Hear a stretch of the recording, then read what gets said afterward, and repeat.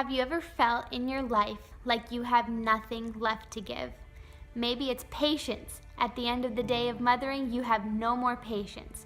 Or maybe it's financial. You don't have the finances to give.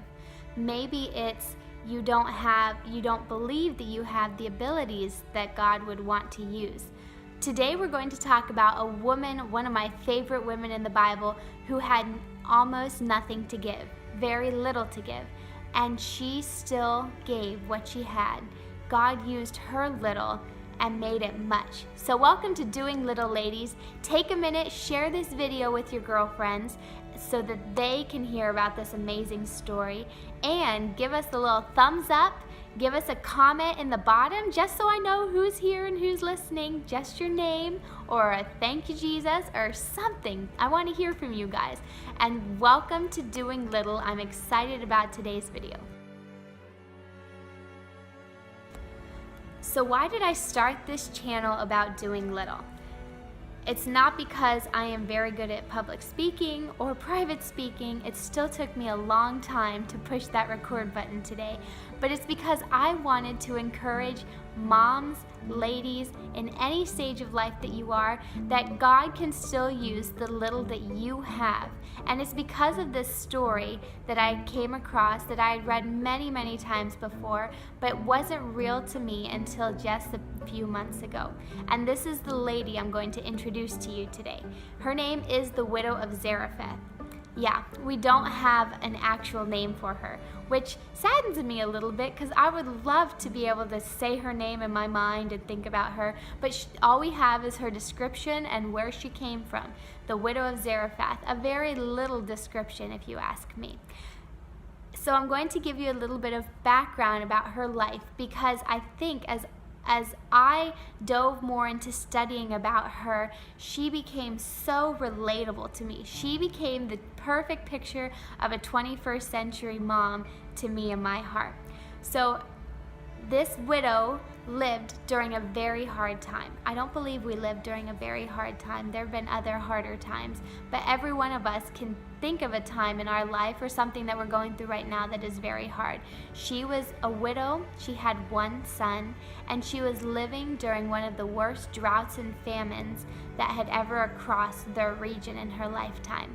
The prophet Elijah, that might ring a bell to some of you ladies who've heard that name before, he had just proclaimed a drought, which is no rain, and a famine, no food, over the land because of the wickedness of the people of Israel.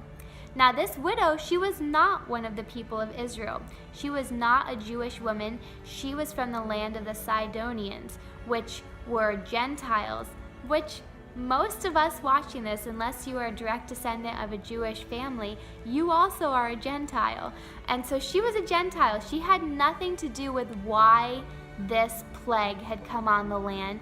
It was not her fault. It was not anything that she had done to bring this. She was just living through it.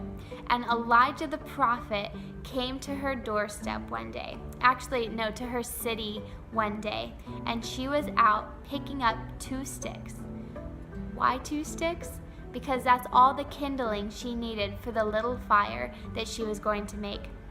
She was a planner and a realist. Now, I am both of those things. I don't step foot out of the bed without a plan of what I'm going to do today. I don't start a conversation without my brain deciding that I need to plan the conversation. It's just a part of who I am. And this lady, I think, was very much like that, because when Elijah asked her for a cake, she said, "No, wait a second. This is my plan. This is what's going to happen." And in verse number 12 of 1 Kings 17. That's where we are today, if I haven't said it yet. Sorry, still getting used to this. 1 Kings 17:12. She said, "As the Lord thy God," wasn't her God, it was his God, "liveth, I have not a cake, but a handful of meal in a barrel, and a little oil in a cruse. And behold, I am gathering 2 sticks, that I may go in and dress it for me and my son, that we may eat and die." There's so little hope. That verse breaks my heart, because as a mommy, I know how I would feel if I had to do that. Imagine preparing the last meal that you'll be able to provide for your only son. She's already watched her husband die. We don't know the circumstances of his death, but now she's preparing to give the last meal to her and her only son, and then watch them wither away to death. Zero hope. And you notice she said she has one handful, that much, of meal and a little oil in the bottom of a cruse, and that's all she has left. Very little. She has nothing left to give. And still, Elijah, the nerve of that guy, asked her for one of the cakes that she was going to feed to her and her son.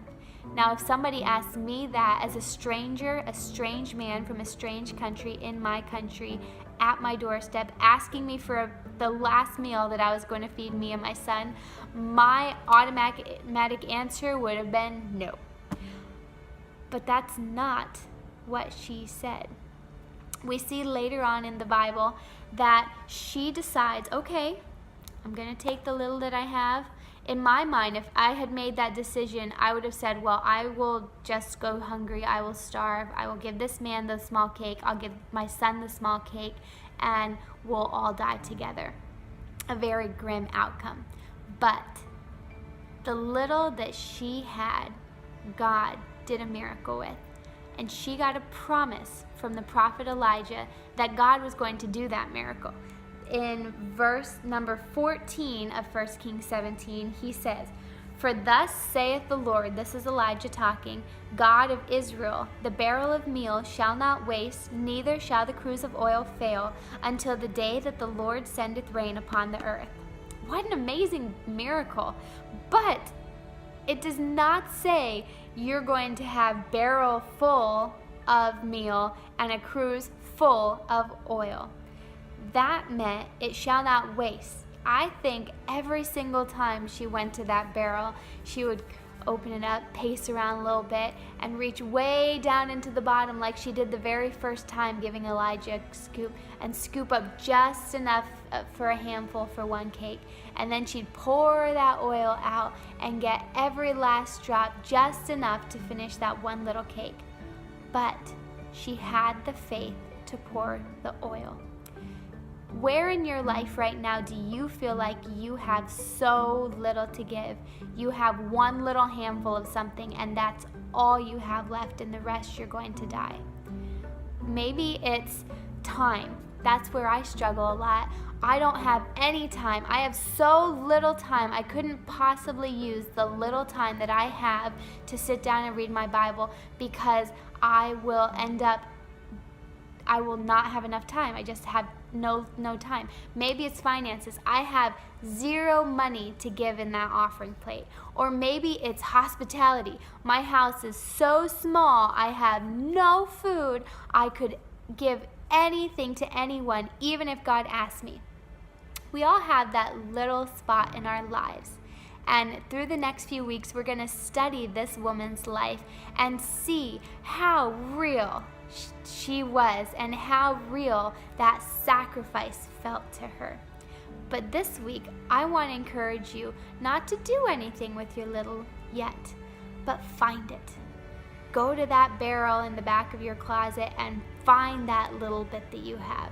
Pour out that oil and see how much you have, every little drop, because little is much when God is in it. I can't wait to see you guys next week. I'm excited about this study. God is so good, and He is so faithful. Share this with one of your friends that needs it. We all can think of somebody in our life who needs encouragement to use the little that they have for the Lord. Because if you don't use your little, you won't get to see the amazing things that God can do with it. Thank you for joining me. I love you all. I'm looking forward to where God's going to take us through this study, and keep doing little.